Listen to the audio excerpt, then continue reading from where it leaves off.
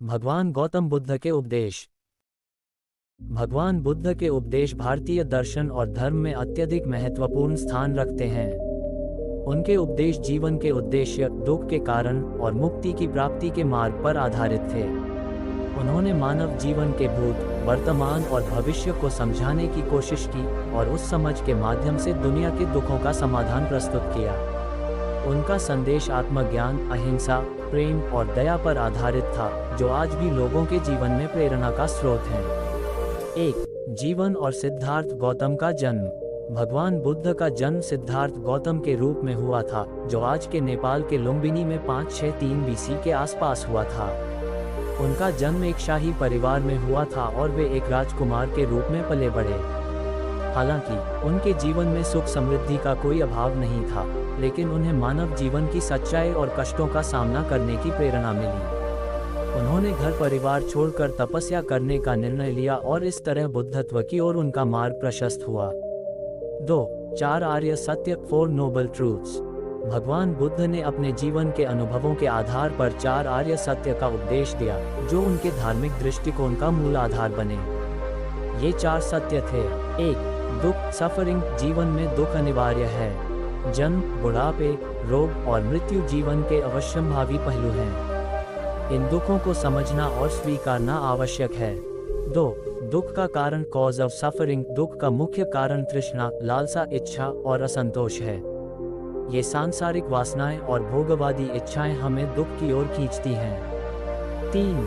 दुख का निवारण, सेसेशन ऑफ सफरिंग। जब तृष्णा का अंत हो जाता है, तब दुख का भी अंत हो जाता है। इसका मतलब है, जब हम अपने इच्छाओं और वासनाओं से ऊपर उठ जाते हैं, तब हम आत्मिक शांति और सुख की प्राप्ति कर सकते हैं। 4. मार्ग, द पाथ। दुख से मुक्ति के लिए एक मार्ग है, जिसे 8 फोल्ड पाथ या अष्टांगिक मार्ग कहा जाता है। इस मार्ग के 8 अंग हैं: सही दृष्टिकोण, सही संकल्प, सही वचन, सही आचरण, सही आजीविका, सही प्रयास, सही ध्यान और सही समाधि। इन 8 अंगों का पालन करके कोई भी व्यक्ति आत्मज्ञान और शांति प्राप्त कर सकता है। 3. अष्टांगिक मार्ग, 8 फोल्ड पाथ। बुद्ध के उपदेशों में अष्टांगिक मार्ग का विशेष महत्व है। यह मार्ग दुख के अंत और निर्वाण की प्राप्ति के लिए आवश्यक कदमों का एक समूह है। इसके 8 अंगों को निम्नलिखित प्रकार से समझा जा सकता है। 1. सही दृष्टिकोण, राइट व्यू। जीवन की वास्तविकता को समझना और जीवन के उद्देश्य को पहचानना। 2. सही संकल्प, राइट इंटेंशन। नफरत, लालसा और मूर्खता से मुक्त होकर अच्छे और सही विचारों का पालन करना। 3. सही वचन, राइट स्पीच। सच बोलना, झूठ, गाली और निंदा से बचना। 4. सही आचरण, राइट एक्शन। अच्छा आचरण अपनाना, जैसे कि अहिंसा, चोरी से बचना और शुद्ध जीवन जीना। 5. सही आजीविका, राइट लाइवलीहुड। ऐसा पेशा अपनाना जो किसी को हानि न पहुंचाए और दूसरों के लिए लाभकारी हो। 6. सही प्रयास, राइट एफर्ट। अच्छे विचारों और कार्यों को बढ़ावा देना और बुरे विचारों और कार्यों को समाप्त करना। 7. सही ध्यान, राइट माइंडफुलनेस। अपने मानसिक और शारीरिक स्थिति के प्रति सचेत रहना और सही विचारों पर ध्यान केंद्रित करना। 8. सही समाधि, राइट कंसंट्रेशन। ध्यान और साधना के माध्यम से मानसिक शांति और एकाग्रता प्राप्त करना। 4. अहिंसा और दया। भगवान बुद्ध ने अहिंसा, नॉन वायलेंस और दया, कंपैशन को अपने उपदेशों का केंद्र बनाया। उन्होंने कहा कि किसी भी जीव के प्रति हिंसा नहीं करनी चाहिए, क्योंकि सभी प्राणी दुख और सुख के अनुभव में समान हैं। वे मानते थे कि अहिंसा केवल शारीरिक हिंसा तक सीमित नहीं है, बल्कि मानसिक और वाचिक हिंसा से भी बचना चाहिए। 5. कर्म और पुनर्जन्म। भगवान बुद्ध ने कर्म के सिद्धांत को भी महत्व दिया। उनका मानना था कि हमारे कर्मों का परिणाम ही हमारा भविष्य निर्धारित करता है। अच्छे कर्मों से सुख और बुरे कर्मों से दुख मिलता है। उन्होंने पुनर्जन्म, रीबर्थ की अवधारणा का समर्थन किया, यह मानते हुए कि आत्मा का पुनः जन्म होता है और यह हर जीवन में हमारे कर्मों द्वारा प्रभावित होता है। 6. निर्वाण और मोक्ष।